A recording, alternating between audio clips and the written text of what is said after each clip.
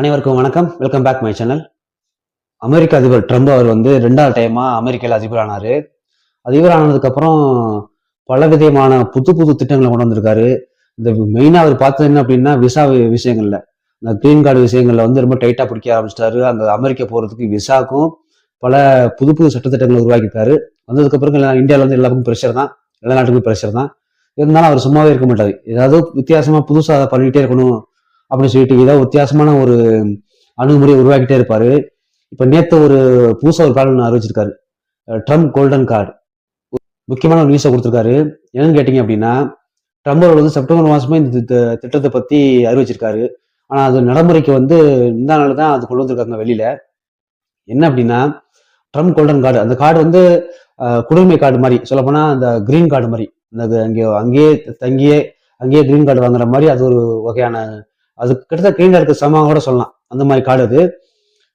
அவருடைய பாயிண்ட் என்ன அப்படின்னு பாத்தீங்க அப்படின்னா, வேற தேசத்துல இருந்து வர்றவங்க, அதாவது வேற நாட்டுல இருந்து வர்றவங்க அமெரிக்கால வந்து படிச்சு முடிச்சு பட்டம் வாங்கிட்டு காலேஜ்ல பெரிய பெரிய காலேஜ்ல படிச்சாலும், பெரிய பெரிய பட்டங்கள் வாங்கினாலும், ஃபர்ஸ்ட் மார்க் எடுத்தாலும், முதலிடம் வந்தாலும், அவங்க படிச்சு முடிச்சதுக்கு அப்புறம் என்ன பண்றாங்க அப்படின்னா, அவங்க ஒரு நாட்டுக்கு திரும்பி போயிடுறாங்க. இந்த செயல் வந்து ரொம்ப வகைக்கேடானது அப்படின்னு சொல்லி ட்ரம்ப் சொல்லியிருக்காரு.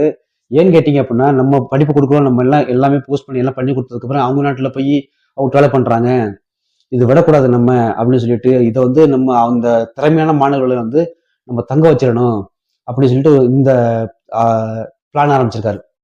இதோட ஃபோக்கஸ் என்ன பார்த்தீங்க அப்படின்னா, மெயினா இந்தியா மாணவர்கள் வந்து அதிகமாக இங்கே பட்டம் படிச்சுட்டு அவங்க ஊர் நாட்டுக்கு திரும்பி போயிடுறாங்க. அப்படி விடக்கூடாது.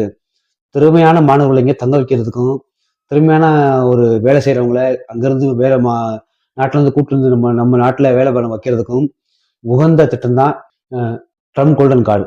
இந்த கார்டு என்ன யூஸ் அப்படின்னா, இப்போ வந்து அங்கேயே இருக்கிறவங்க, படிக்கிறவங்க, செட்டில் ஆக ஆசைப்படுறவங்க விசா வாங்குறது எவ்வளவு கஷ்டம், அதனாலே பாதி பேர் அங்க இருக்கிறது இல்லை. இது வந்து இந்த ட்ரம்ப் கோல்டன் கார்டு, இந்த கார்டை வச்சு விசா வாங்கலாம், பெர்மனண்டா இருக்கலாம் அப்படின்னு சொல்லி அறிவிச்சிருக்காரு.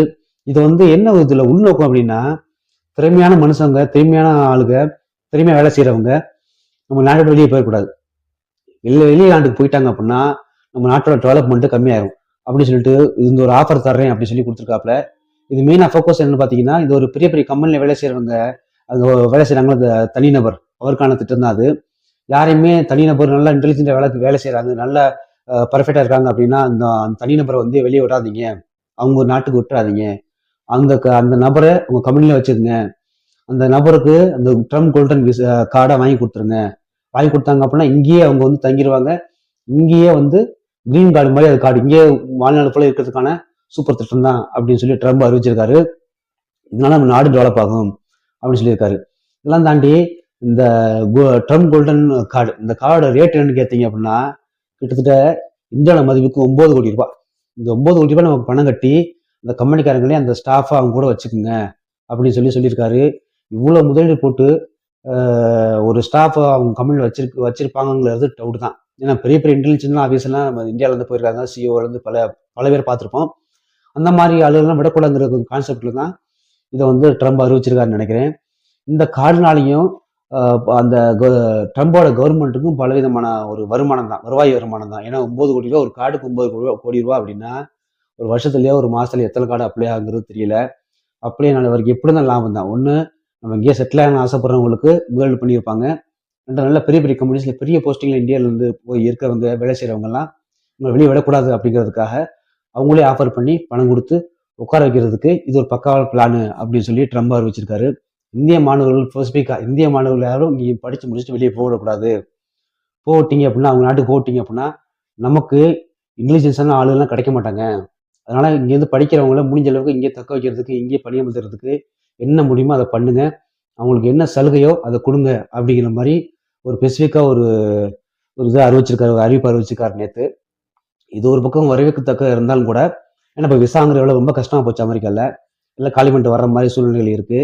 வரவேற்கத்தக்கதாக இருந்தால் கூட 9 கோடி ரூபாங்கிறது பெரிய அமௌண்ட் தான். இதை வந்து ஒரு ஸ்டாஃபுக்காக கம்பெனிஸ் மெனக்கட்டு எடுத்து பண்ணுவாங்களாங்கிறது தெரியாது.